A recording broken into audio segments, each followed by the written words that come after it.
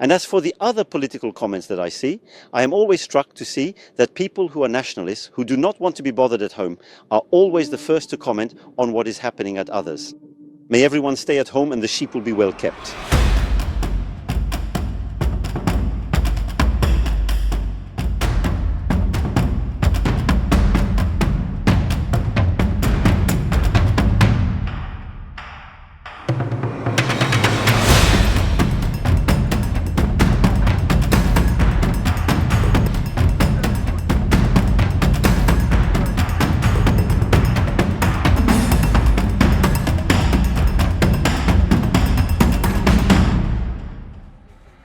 France is on edge.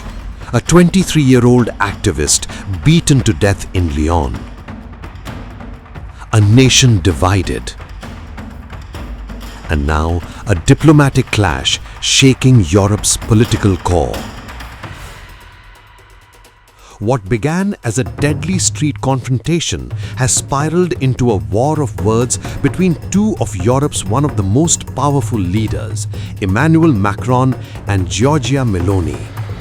Speaking during his trip to India, President Macron fired back after Italy's Prime Minister condemned the killing as a result of left-wing extremism.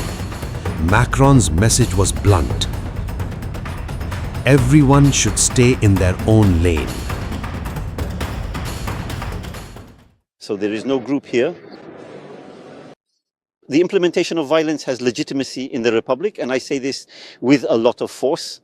And so, yes, the extreme parties must do their job, the extreme left in this case, but the other extreme parties and the extreme right as well, who have in their ranks sometimes activists who justify violent action. And I say this with a lot of force, face to face. And as for the other political comments that I see, I am always struck to see that people who are nationalists, who do not want to be bothered at home, are always the first to comment on what is happening at others. May everyone stay at home and the sheep will be well kept. Meloni had called the killing a wound for all Europe. Macron saw it differently. The French president said, "I'm always struck by how people who are nationalists are always the first ones to comment on what's happening in other countries." When asked if he meant Meloni, Macron replied, "You got that right." Meloni responded swiftly, saying her words were misinterpreted. "I am sorry that Macron experienced it as interference." At the center of the storm, 23-year-old Deranque, beaten during a far-right protest in Lyon on February 12. 7 people will now face murder charges.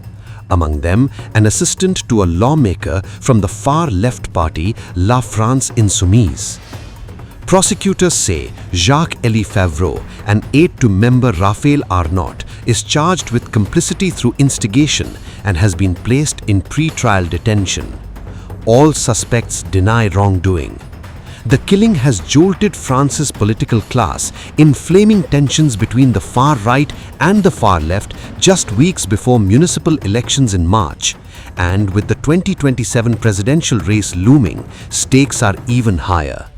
Opinion polls already place France's far right in a leading position. President Macron, constitutionally barred from seeking a third term, will step down after serving the maximum 2 consecutive mandates. This is not the first time Macron and Meloni have clashed. The pro-Europe French centrist and Italy's conservative and close ally of Donald Trump have sparred before over Ukraine, trade and European policy. But this dispute touches something deeper. Meloni invoked Italy's violent years of lead, a period between 1969 and 1980 marked by terror attacks carried out by the radical Marxist group Red Brigades. Some former members found refuge in France, a long-standing sore point in relations between Rome and Paris. Meloni warned against allowing today's political climate to drag Europe back to those dark decades.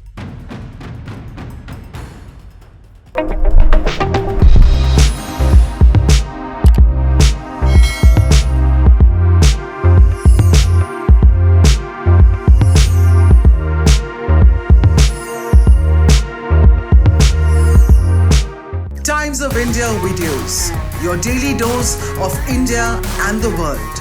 Global news, different views, and sharp analysis. Pressure of expectation from your fans, your supporters. That is often served as a backdrop for several Bollywood. You're not a brute majority anymore. If you individually take out they right. Making sense of global conflicts. Tracking the new emerging world order. Strike on Israeli military bases. A multi-pronged. To stay out of harm's way as Israel started bombing targets across. Understanding changing alliances in a polarized world. Tune into TOI videos for all this and more. Click on the bell icon to subscribe and never miss an update.